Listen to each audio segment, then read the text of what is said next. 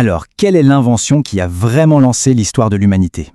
Si on pense tout de suite au feu, à la roue ou peut-être à la lance, eh bien on va voir que la réalité est bien plus surprenante et beaucoup plus puissante. La question a l'air simple, mais la réponse est assez déroutante. Il faut savoir que pendant la quasi-totalité de notre existence, il y a plus de 70 000 ans, Homo sapiens était un animal plutôt insignifiant. Et puis, d'un coup, quelque chose a basculé. Mais quoi, au juste? Bon, mettons tout de suite de côté les suspects habituels. Le feu, non, il était maîtrisé depuis bien longtemps. Les outils, pareil, d'autres espèces humaines en fabriquaient aussi.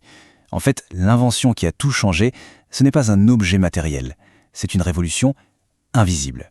Quelque chose qui s'est passé juste là, à l'intérieur de nos têtes.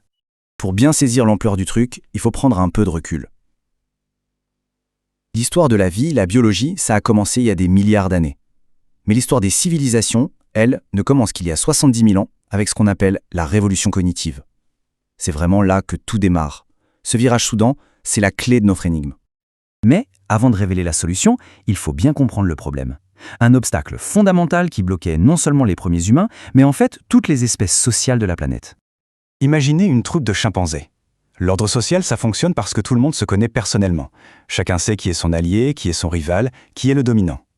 Le truc, c'est que cette cohésion, qui est basée sur la connaissance personnelle, a une limite, infranchissable. Et cet obstacle, il a même un nom, c'est le nombre de Dunbar. C'est en gros la limite de notre cerveau pour maintenir des relations stables, basées sur la confiance et, disons-le, les commérares. Et ce chiffre magique, c'est environ 150. Pensez-y, au-delà de 150 individus, que ce soit un groupe de sapiens, de néandertaliens ou même de chimpanzés, c'est le chaos. Le groupe se fracture, l'ordre s'effondre, plus de confiance. C'était un véritable mur invisible qui a bloqué notre espèce pendant des centaines de milliers d'années. Alors comment Sapiens a-t-il pu pulvériser ce plafond? La réponse, ce n'est pas un nouvel outil, mais plutôt une sorte de mise à jour de notre logiciel mental. Alors, on y vient. Comment est-ce que des milliers et puis des millions d'inconnus ont pu d'un seul coup s'unir et coopérer?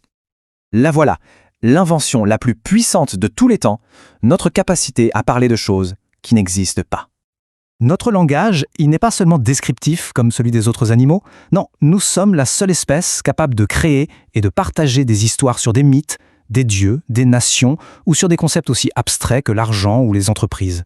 C'est ce qu'on appelle des réalités imaginées. D'accord, mais en quoi le fait de raconter des histoires est-il si puissant? C'est précisément là que tout bascule. Et c'est là que ça devient fascinant. C'est le point clé. On ne peut pas convaincre un singe de donner sa banane en lui promettant un accès illimité au paradis des bananes après sa mort. Ça ne marchera pas. Mais les humains, eux, sont capables de croire à ce genre d'histoire. Et c'est justement cette croyance, partagée dans une fiction, qui permet d'unir des millions d'étrangers.